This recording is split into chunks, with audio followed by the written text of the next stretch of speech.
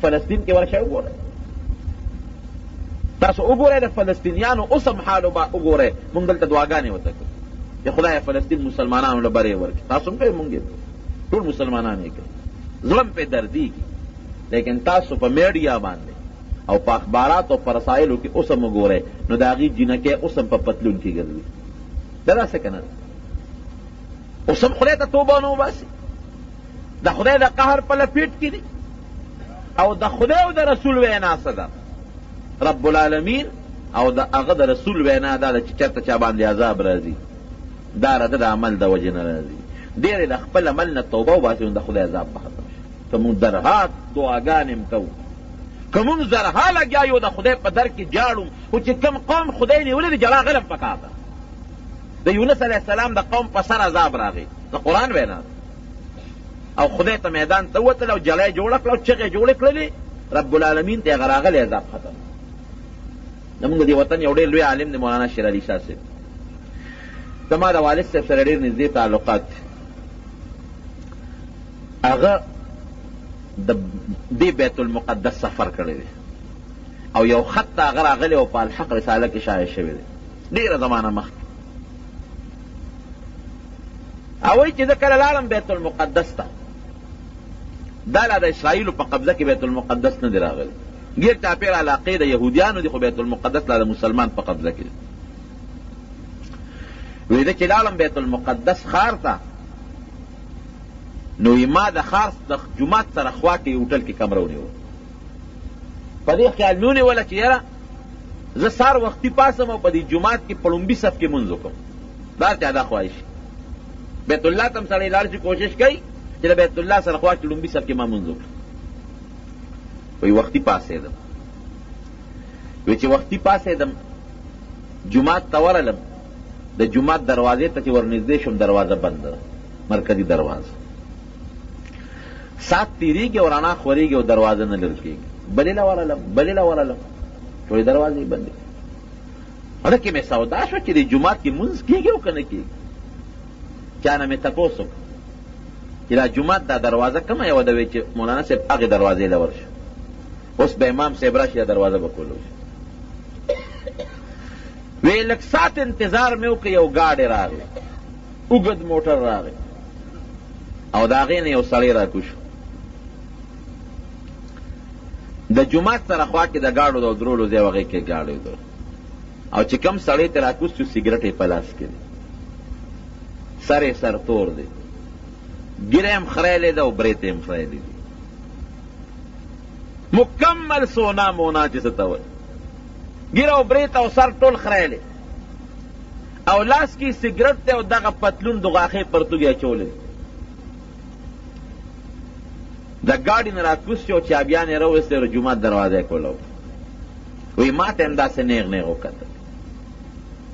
وایي چې جومات ته دې کله ننوت، زه هم ورپسې ننوتم. اوس دې سګرټ راکاږي، کش وباسي د سګرټ نه بیت المقدس جومات ته ننوت.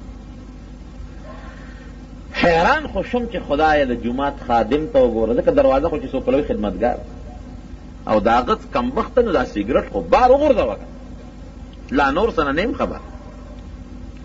وی جومات ته چې ننوتم، په جومات کې چې کوم دا پوړونه قالین دا دریغ غوړېدلي دي، د درو مخې ته د سګرټ د بورې د غورځولو هغه لوښي پراته دي. چا کې نیم سګرټ پروت دی، چا کې راکوټې پروت دی، چا کې تشه بوره پرته ده. او دا سړی نیغ ورغی، سګرټ یې په دې لاس کې نیولی دی او لوډ سپیکر بټن له ټق ورکړ او بانګ یې شروع کړ. یو ځل الله اکبر وایي او یو ځل د سګرټ نه کش راکاږي، بیا وایي اشهد ان لا اله الا الله او د سګرټ نه کش راکاږي. سګرټ هم خلاص شو او بانګ هم خلاص شو.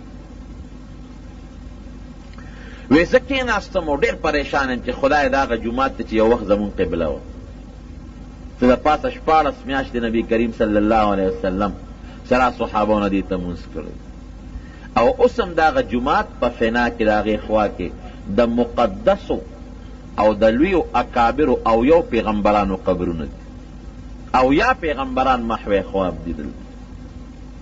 او هغه جومات ته دا چې نبی کریم صلی الله علیه وسلم ته دلته د امام الانبیا لقب ملو شوی دی. 1,40,000 پیغمبرانو ته نبی علیہ السلام دلته منځ کړی د دې نه ترې اسمان ملأ اعلی بالکل طبیعت بدل شو. وی خیر ناست دی دې کې لږ غرار وشو، یو بل ګاډی راغی هم د جومات د دروازې مخې ته ودرېد. چې مې وکتل د هغې نه بل یو سړی راکوش، هغه سره هم سګرټ په لاس کې دی، د هغه هم پټکې مټکې خو څه کوي ګیره برید سر ټول خریلی دي، هم پتلون کې دی. چې راغی مې چې دا به مقتدي وي، چې څنګه رانږدې شو هغه بابا موسلې ته ورمخکې شو، هغې خطیب و امام او د هغه د مصلې خوا کې هغه له بیل یو لوښی پروت و، خپل سګرټ یې هغې کې کېښود. دغه یو کس اقامت وکړو، زه یو مقتدي شوم او یو امام شو، په 3 کسه مونځ وکړو، هېڅ څوک مانځله رانه. وی چې مونځ نه فارغ شوم هوټل ته ورغلم، بیره راغې ناشته یې راله راوړه. وی هغه بیره داسې ما ته نیغ نیغ ګوري، وی ما ته وایي چې ته یهودي خو نه یې، ما ته وی ما ورته وی چې که زه وایم چې یهودي نه یم خو خبره خلاصه شوه، که وایم چې یم خو دا ډېره لویه ګناه ده، مسلمان به څنګه ځان ته یهودي و. وی ما ورته وی چې تا په څو پېژندم چې د یهودي، وی د یهودیانو هم غټې غټې ګیرې دي او ستا هم غټه ګیره ده، نو ما ځکه در باندې ګمان د یهودي و. مې چې خدای را دې ښار نه مې زر وباسه، د نبي علیه السلام د بیانو د پیشنګویۍ مطابق په دې ښار د خدای غضب او قهر راتله واله. ښځې چې مې پکې ولیدې نو ټولې ښځې نیم عریان روان وي. دوکان کې چې کومه ښځه سودا خرڅوي هغه جنۍ ده، د هغې لوپټه او برقه نشته، د هغې مټې او پتونان ښکاره کېږي. د خدای قهر او غضب ګورې په یو قوم هسې نه راځي. ان الله لا یغیر ما بانفسهم ما بقوم حتی یغیروا ما بانفسهم. تر څو چې یو قوم خپل حالت نی بدل کړي خدای پاک یې نه تبا کړي، خپل ځان یې نی ټیک کړی نو خدای ټیک کوي هم نه. عذاب والا قوم بلاول خدای ته جاړي، تا نه دعا غواړي، صدقه دې کوي، خیرات دې کوي، ورسره دې رب العالمین ته وجاړي چې خدای تا زه رانیولې، ما نه غلطي شوې ده، ما نه ګناه شوې ده، نو خدای لاول خو زما د ګناه او غلطي معاف کې، بیا به یې نه کو وجاړه خدای ته چې ستا ګناه خدای معاف کړي، دعا به دې قبول شي. نو په فلسطین ورشه وګوره اوسه پورې د خدای قهر او غضب نازل.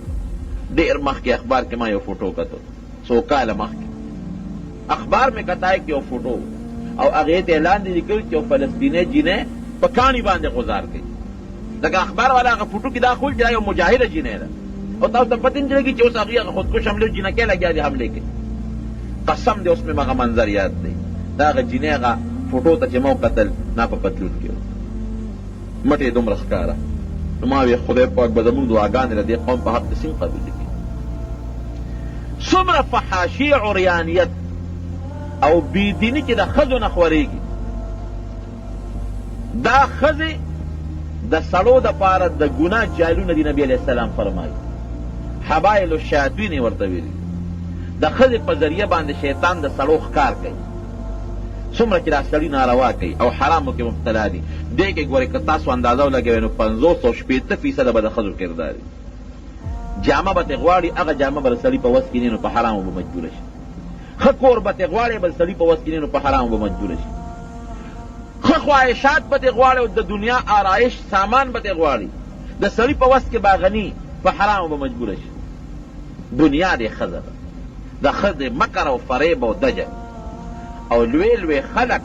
حضرت آدم علیه السلام د جنت نه چې راغی، نبی کریم صلی الله علیه وسلم په خپله فرمایي، د بخاري حدیث دی، د څه د وجې نه د جنت نه راغی؟